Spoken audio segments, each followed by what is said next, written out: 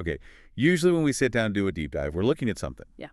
Something manageable, a tech trend, a philosophy. Right. Options. Things you can choose to adopt or just ignore. Exactly. Yeah. But today is genuinely different. The documents we have here, the New Era Human 800 concepts and the Future Human Vision, they aren't framing this as a lifestyle option. No. They are presenting what they call a structural inevitability. A structural inevitability. That's a heavy phrase. Yeah. And just to set the stage, the timeline here is, it's not some far-off future. According to this text, the future isn't coming. It's already here. It's running in the background. Right. The source explicitly states that the new era officially began on January 1st, 2018. Precisely. And we're now in what it calls the purification and elimination phase. That lasts 30 years until 2048. Then there's a 10-year adjustment. So the whole era is slated to last 1,000 years. Exactly 1,000 years. So if we check the calendar, we are right in the middle of this purification phase. Yeah. And the mission of this deep dive is to unpack what that means. Because my first instinct, I have to admit, was to read this like a sci-fi novel. Which is a natural reaction. But you were very clear when we were prepping this. We can't read it that way. We cannot, not if we want to be accurate. This is presented as a verified conclusion. The idea is that human life has a specific direction it must return to. Must being the key word. Correct. The argument is that all the other paths, nations, capitalism, even the nuclear family, they've all been tested. The experiment has been run. And the results are in. The results are in. They are structurally unsustainable. They are dead ends. So this isn't about trying to sell us on an idea? Not at all. The source material is explicit.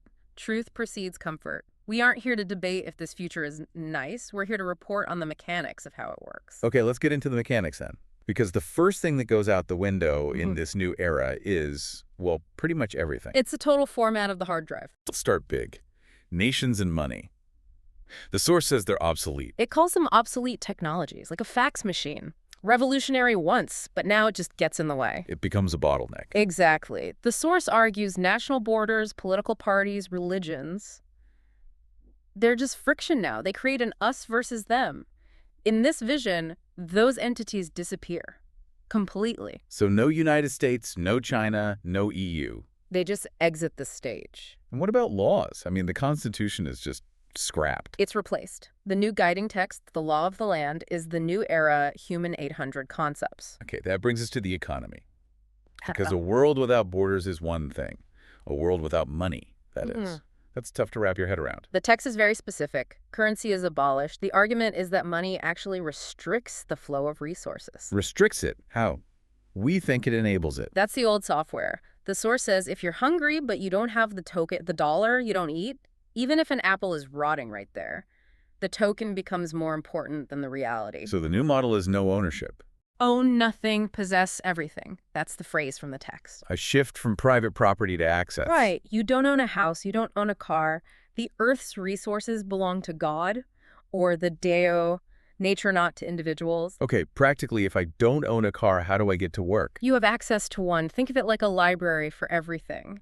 If you need a vehicle, you check one out. The principle is from each according to ability to each according to need. That sounds familiar. It uses similar language to Marxism, yes, but it's grounded in a structural necessity, not politics. The logic is like water. If you're hungry, you eat.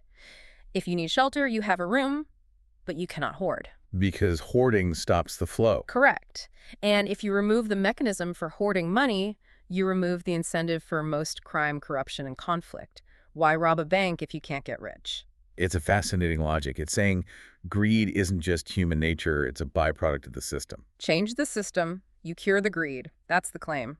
Okay, so no borders, no money. That's a huge shift. But this next part, this is where it gets really challenging for a lot of people. The family. The dissolution of the family. Yeah, I read this and I had to put the document down. The source calls the traditional family the bitter sea. It does. The bitter sea. That's not subtle. It says the family is the root of all selfishness. Can you walk us through that? Most people think family is where you learn to love. We have to be precise here. The text sees marriage not as a bond of love, but as an agreement of sale. It argues the concept of a couple creates an exclusionary barrier. An exclusionary barrier. Structurally, think about it. If I am loyal to my spouse and my children above all others, I am inherently not loyal to the community in the same way. You prioritize mine over yours. I'll save my child before I save yours. We celebrate that. We call it being a good family man. But the source says that partiality, that preference, is the seed of all selfishness. Exactly. To achieve a state of universality where you love all beings equally, the family unit must dissolve. So in the new era, no marriage. No marriage, eliminated. Uh-huh. And no couples, not in the possessive sense.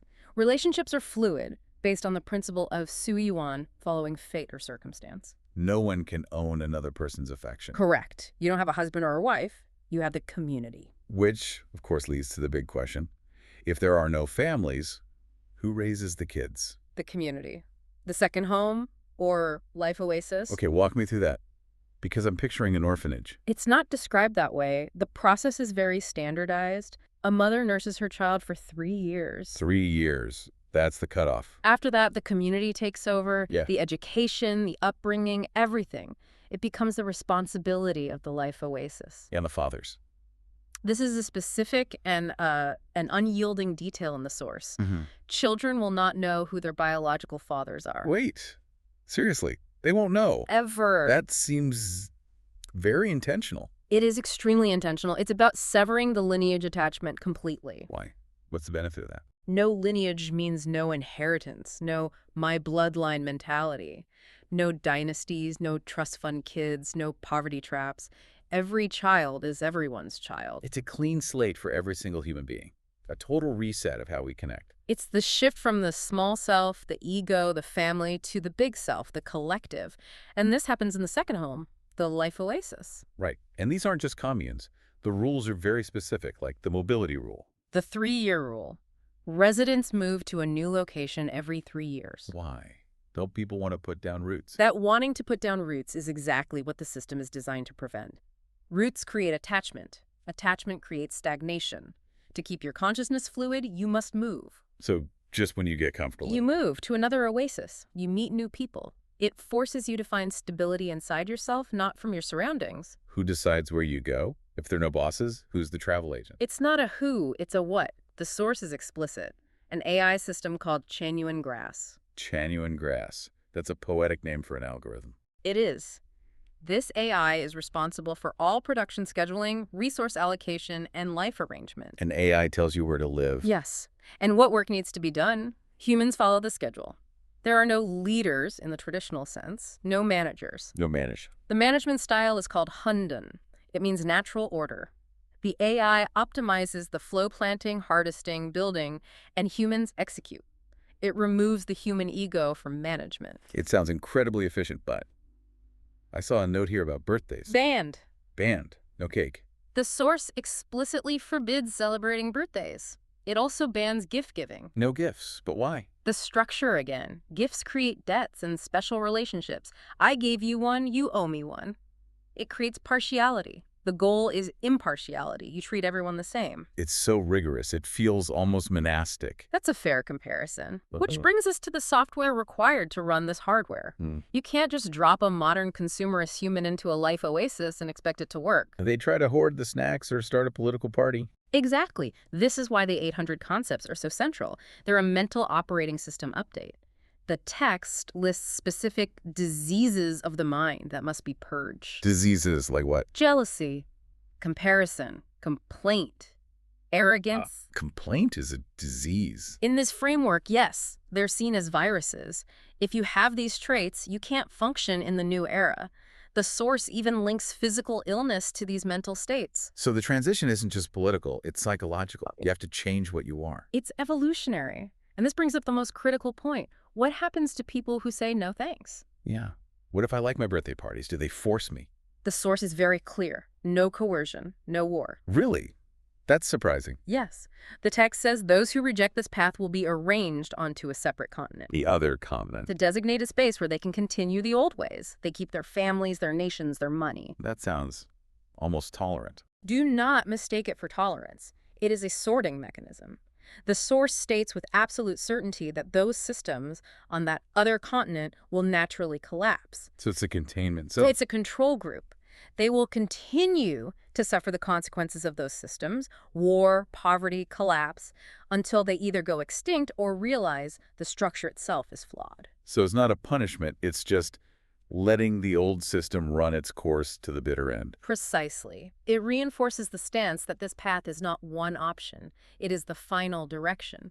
You can delay it, but eventually the friction of me and mine will grind you down. It's a heavy concept. It's Yeah. basically saying, go ahead, try it your way, we'll wait. And we will watch you fail. That's the underlying message. It's a filter.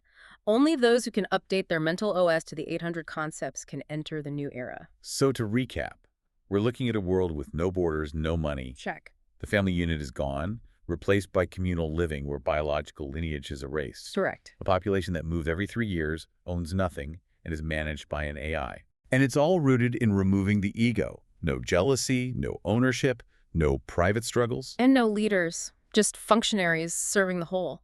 It challenges every assumption we have. A good life is supposed to be. Buy a house, find a partner, raise kids. This source says that is the path to suffering. It calls that path the trap. And this is the so what for everyone listening.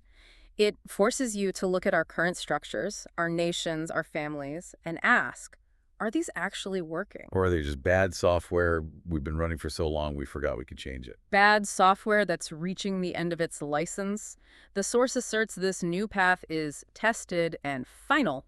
It reminds me of that line in the text about democracy. Ah, yes.